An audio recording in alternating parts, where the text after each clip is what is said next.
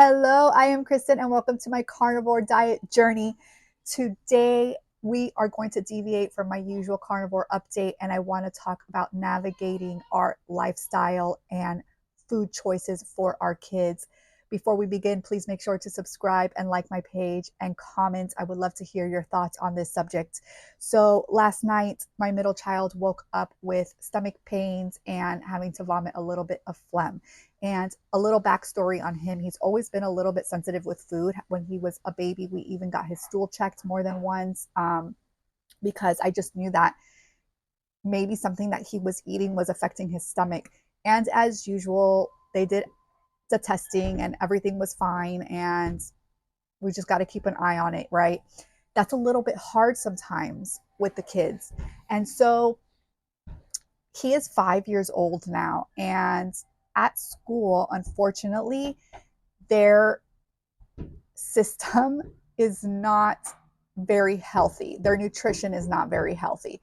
And I'm sorry if you're hearing a little bit of knocking in the background. It's because my kids are here today, and so along with the baby. So you might hear them making noise in the background. So excuse it if you are hearing that. So, anyways,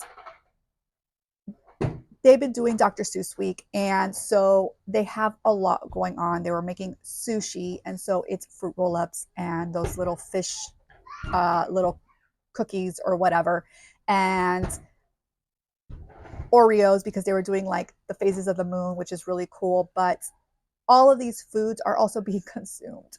He told me when he got home, he had Oreos and he had Fruit Loop and he had, I mean, stuff that my little heart gets anxious about.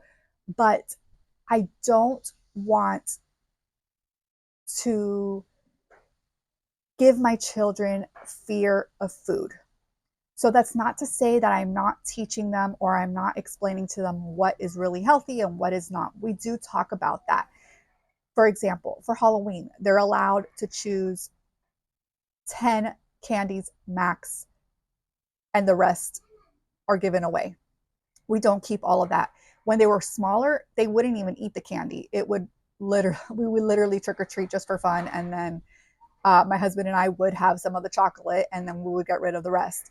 But as they get older, it becomes harder, right? And so balancing what we are learning now with the carnivore, teaching them what is nutrition, what is good for your body, right?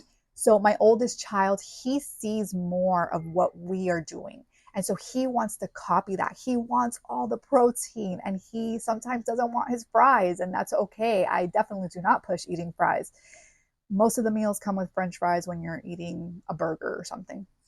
Um, but the middle child, he is my foodie. He loves everything. And so he definitely does not make the best choices when he's eating at school or when we are at a birthday party. I mean, most of the time, what there's pizza, right? Cake, and he loves his sweets. So I know that with him, I have to limit that. It is something that we definitely never have had in our house where we have a lot of sweets to give them or anything like that. It's usually only on occasions. And the snacks that they do have, I try my best to make them the healthiest as possible. Um, Lately, more so, especially finding out that he does have a little bit of an egg and gluten allergy. It's not a huge allergy. He could still eat eggs, he could still have some gluten, but we're trying to find other options that are a little bit better for him. It is hard, guys. It is hard for me because I've known people who have struggled with eating disorders, and you hear about it all the time. And a lot of times when you're doing a restrictive diet, that can be hard on somebody who has a negative emotion towards food. And so I don't want to give that to my children. So we try to balance the best that I can with my kids, with also teaching them what is really nutrition and what is good for them and what are the things that we eat only on occasion. And so we're making carnivore ice cream at home now. They love ice cream. They love when we make it. And so that's a plus right there, right? And just, I think implementing these small things in their life as they grow up is going to teach them how to eat better and what to find nutritionally that is good for them, because there is no one size fits all, right? And so I cannot say that I'm going to give my children the carnivore diet. One, it's just with going to school and going to parties, it's just something that I think is unfair for them. However, with that said, they eat pretty much every protein that we put on our plates. And sometimes it is just protein on their plates. Now, growing up in a Hispanic household, rice is definitely a dish that we eat all the time. And so that is something that they probably eat more often than not. But since starting my carnivore diet, they have not eaten rice with every single meal. What I usually try to do, my oldest and my youngest, they love fruit. So a lot of times it is their protein with a little bit of fruit. Um, the middle child varies. he is he likes some fruit, but he doesn't love all of it. So I'm just trying to find what works for him, and knowing that he has a sensitive stomach. So I did let the teacher know, like, I understand you guys are doing all these things in class, these activities, but he cannot have all of this processed candy and chocolate and come home and eat, and then it just upsets his stomach. It just is what it is.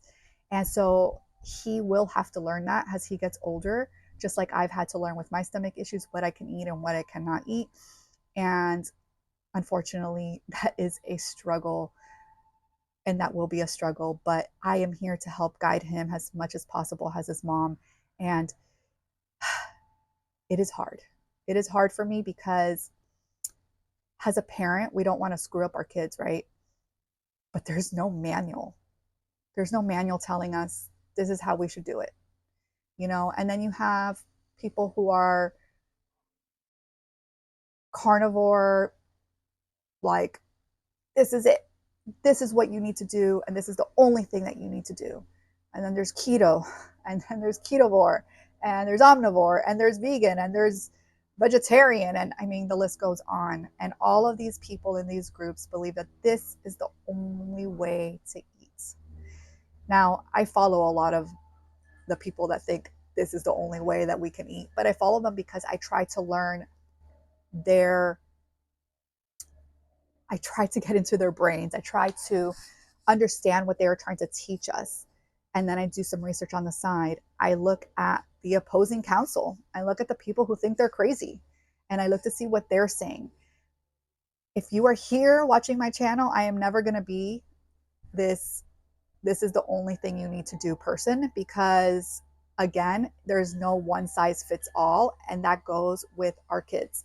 So if you are a parent and you are struggling with these emotions, I just want to say that I understand you, and you are not alone in this journey, this crazy journey of nutrition, of figuring out what is good for your body and what is good for your kids, and how to teach them to eat healthy. So we are all trying our very best. And I just wanted to say I feel you. And I hope that you have a beautiful day. I have to run, but I will be in. Tomorrow is day 60. I cannot believe that I have done 60 days of the carnivore when it was this close to quitting. And I think that doing this journey and letting my kids watch me do this journey is also showing them how much I believe in trying to be healthy. I think that it's showing them that we have to see what works for us. I think that it's showing them what eating healthy is, right? And I think that's the very best that we can do, is really guiding them and showing them by example. And so I can keep going, but that is pretty much the gist. Oh God, my son is on the counter, and so I have to go because he's definitely doing stuff that he should not be doing. But I will talk to you tomorrow. Please make sure to subscribe and like my page, and I will see you tomorrow.